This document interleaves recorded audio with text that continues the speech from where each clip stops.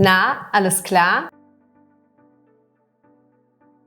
Kennst du das? Jemand sagt etwas zu dir und du hast keine Ahnung, wie du darauf reagieren sollst. Oder du möchtest jemandem in einer ganz alltäglichen Situation etwas sagen, aber hast keine Ahnung, wie du das auf Deutsch machen sollst. Keine Sorge, ich bin da, um dir zu helfen, denn in diesem Video möchte ich dir für 8 ganz alltägliche Situationen wichtige Redemittel an die Hand geben, damit du beim nächsten Mal ganz entspannt und selbstsicher reden kannst. Los geht's! Die Frage, die mir am häufigsten gestellt wird, ist: Clara, was sage ich, wenn mir jemand ein schönes Wochenende wünscht? Die Antwort: Danke, gleichfalls. Oder das wünsche ich dir auch. Oder einfach ebenso. Danke, gleichfalls. Das wünsche ich dir auch. Ebenso. Dir auch ein schönes Wochenende ist auch eine Möglichkeit. Dir auch ein schönes Wochenende. Einige werden sich jetzt aber sicher fragen, warum dir auch und nicht du auch? In diesem Fall ist es so, dass wir den Satz verkürzt haben. Anstatt ich wünsche dir auch ein schönes Wochenende, lassen wir ich wünsche einfach weg. Die grammatische Konstruktion bleibt aber dennoch erhalten. Für den Anfang gar nicht so schwierig, oder? Gehen wir zur nächsten Alltagssituation über. Stell dir vor, du bist im Supermarkt an der Kasse und eine Person hinter dir hat nur eine Flasche Wasser oder einen Gegenstand. Du selbst aber hast einen vollen Einkaufswagen vor dir. Du möchtest nett sein und die Person hinter dir vorlassen, sodass sie zuerst bezahlen kann.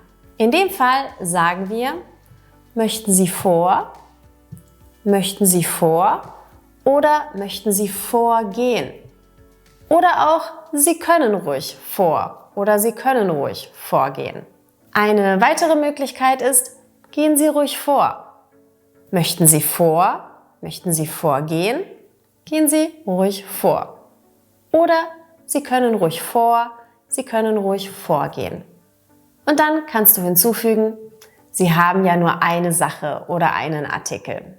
Sie haben ja nur eine Sache. Andersherum, wenn du gerne vorgelassen werden möchtest, kannst du das folgendermaßen sagen: Entschuldigung, würden Sie mich netterweise vorlassen? Entschuldigung, würden Sie mich netterweise vorlassen? Ich habe nur einen Artikel. Oder: Entschuldigen Sie, dürfte ich vielleicht vor? Ich habe nur eine Flasche Wasser. Entschuldigen Sie, dürfte ich vielleicht vor? Ich habe nur eine Flasche Wasser. Oder auch: Wären Sie so freundlich und würden mich vorlassen? Ich habe nur eine Flasche Wasser. Wären Sie so freundlich und würden mich vorlassen? Ich habe nur eine Flasche Wasser. Wenn du auch noch schnell weg musst, kannst du hinzufügen: Ich habe es eilig. Ich habe es eilig. Kommen wir zur nächsten Situation. Du steigst in den Bus oder die Bahn ein und setzt dich hin. Dann siehst du eine ältere Dame und möchtest ihr den Platz anbieten. Du kannst in diesem Fall Folgendes sagen: Sie können meinen Platz haben. Sie können meinen Platz haben. Oder: Setzen Sie sich.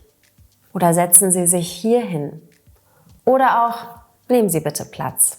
Nehmen Sie bitte Platz.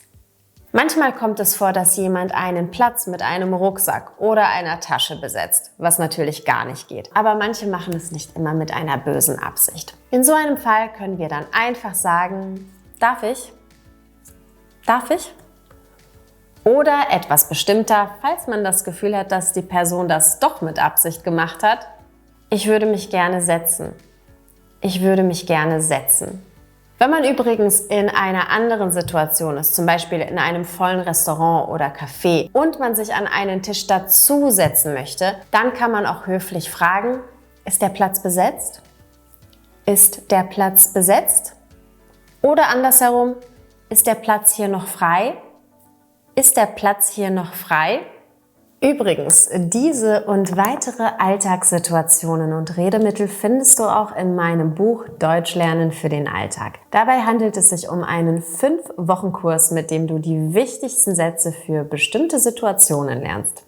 In dem Buch gibt es QR-Codes mit Audios und Videos sowie Quizübungen, Wochentests, jede Menge Bilder und sogar eine englische Übersetzung für komplette Beginner. Falls du also Interesse hast, verlinke ich das Buch unter dem Video. Jetzt machen wir aber weiter. Eine weitere Situation, in der vielen die Worte fehlen, ist, wenn sie in der Apotheke sind und fragen möchten, wann und wie sie die Medikamente nehmen sollen.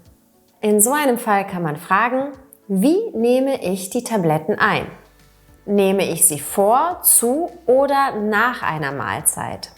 Wie nehme ich die Tabletten ein? Nehme ich sie vor, zu oder nach einer Mahlzeit? Eine weitere Frage wäre auch, gibt es bei der Einnahme etwas zu beachten? Gibt es bei der Einnahme etwas zu beachten? Damit möchte man fragen, ob es beim Einnehmen der Medizin spezielle Dinge gibt, auf die man aufpassen muss. Zum Beispiel, dass man nicht mehr als eine Tablette am Tag nehmen muss oder dass man sie nicht mit bestimmten Getränken oder Lebensmitteln zu sich nehmen darf. Wenn man wiederum gerne wissen möchte, welche negativen Effekte ein Medikament hat, fragt man nach den Nebenwirkungen. Gibt es irgendwelche Nebenwirkungen?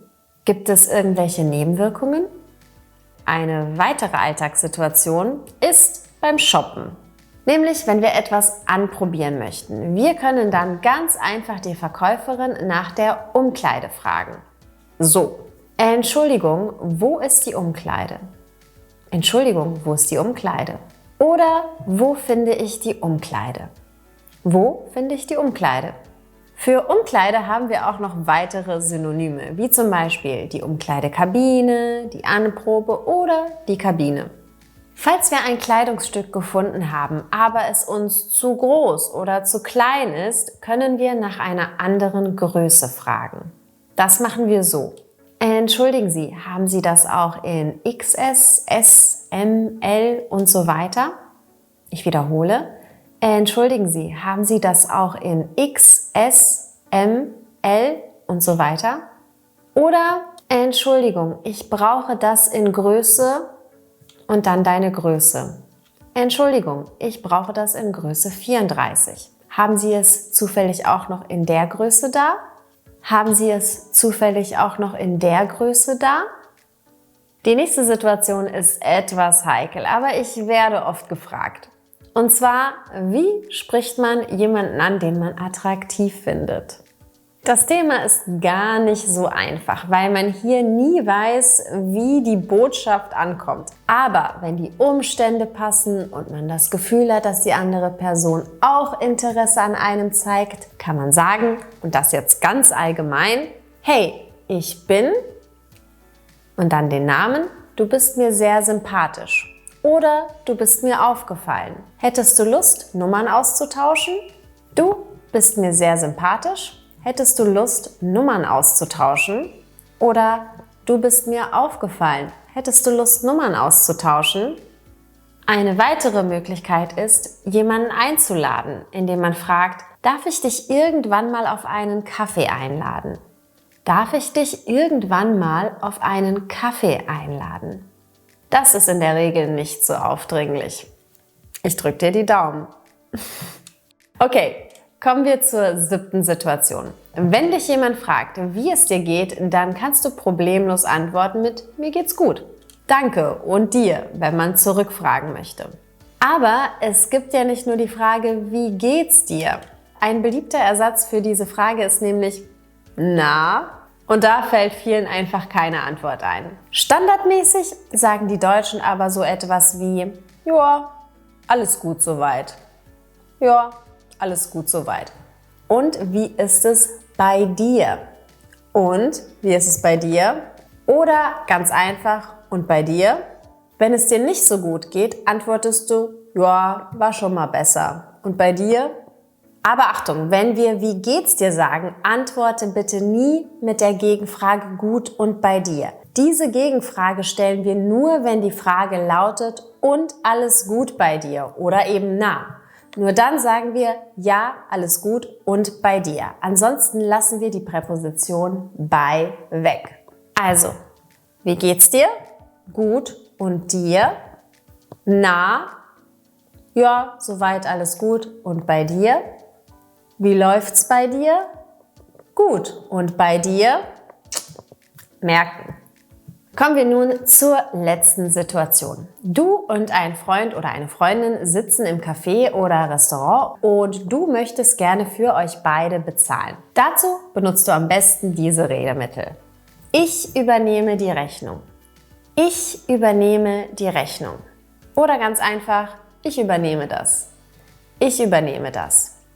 Oder auch, ich zahle. Ich zahle. Eine weitere Möglichkeit ist, die Rechnung, der Kaffee, das Wasser, was auch immer, geht auf mich. Die Rechnung geht auf mich. Das geht auf mich. Oder auch, ich lade dich ein. Ich lade dich ein. Und im Slang sagt man, und das machen hauptsächlich Männer untereinander, das geht auf meinen Nacken. Das geht auf meinen Nacken. Und damit sind wir auch schon wieder am Ende des Videos. Ich hoffe, dass es dir gefallen hat und du wieder etwas Neues dazulernen konntest. Wenn du mehr solcher Videos sehen möchtest, dann like bitte dieses Video, abonniere meinen Kanal und aktiviere auch die Benachrichtigungen, damit du keins meiner Videos verpasst. Ach, und schreib mir auch unbedingt in die Kommentare, in welchen Situationen dir noch die richtigen Worte fehlen. Ich freue mich, bis zum nächsten Mal.